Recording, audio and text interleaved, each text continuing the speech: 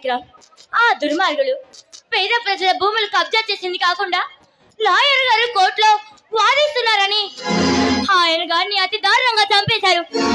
ఆడదాన్ని కూడా చూడకుండా సాక్ష్యం చెప్తున్నందుకు నన్ను కూడా చంపాలని ప్రయత్నిస్తున్నారు. చూడు శైలు, ఈ లోకంలో ఎదిరించేవాడు లాగుంటే బెదిరించేవాడిదే పై చేయి అవుతుంది.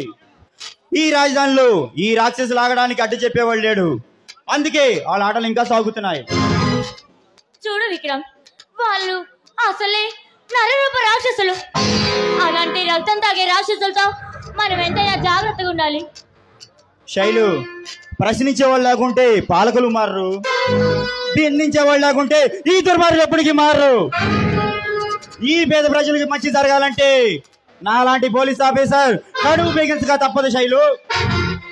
విక్రమ్, ఏది ఏమైనా సరే నువ్వు మాత్రం కాస్త జాగ్రత్త. ఎందుకంటే ఆ దుర్మార్గులు ఎంతైనా తెగిస్తారు. శైలు, యుద్ధం గెలవాలంటే యుద్ధం చేయక తప్పదు. దీనబ్బ జీవితం, పోతే ప్రాణాలు, బ్రతికితే ఆశలు. కానీ నీ మీదే ప్రాణాలు పెట్టుకొని ఒక అమ్మాయి ఆశగా ఎదురు చూస్తున్న విషయం మాత్రం అస్సలు మర్చిపోకు. పిచ్చి శైలు, ప్రేమ అనే పదం మన ఇద్దరిని ఎప్పుడో కలిపింది.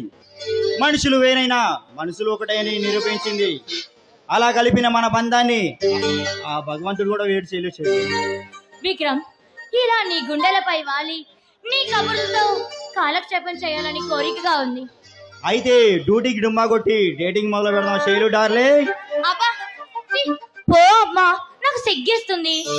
అబ్బో సిగ్గే, మీ ఆడవాళ్ళు వద్దు వద్దంటే కావాలని కోరుకున్నట్టేగా. అది కాదు బాబు, మీ మగాళ్ళు మాత్రం తక్కువ ఏంటి? సందు దొరికితే చాలు అసలు విషయంలోకి దూరిపోదామని చూస్తూ ఉంటారు. అది కాదు, మీ ఆడవాళ్లే మీ అందాల్ని ఎర చూపించి మా మగాళ్ళని ఎలా లొంగ తీసుకోవాలో, ఎలా బాల్తో కొట్టించాలో తెలుసుకుని మాతో ఆడుకుంటున్నారు. అబ్బో, మరి మీరు పాలు తాగే పసిపిల్లాడు కదూ, నోట్లో వేలు పెట్టా కొరకడం చేత కాదన్నగా. అయితే ఒకసారి ఎలిపెట్టి చూడొచ్చుగా. పాలు తాగి పసి వెళ్దామండో లేక ఉడుకు రక్తం మీద ఉండ కుర్రవాడో తెలుస్తుంది. ఓ విక్రమ్, అసలు నీ అల్లరి వేషాలు ఈ ముద్దైనా ముచ్చటైనా మూడు ముళ్ళు పడ్డ తర్వాతే. చూడు శైలు,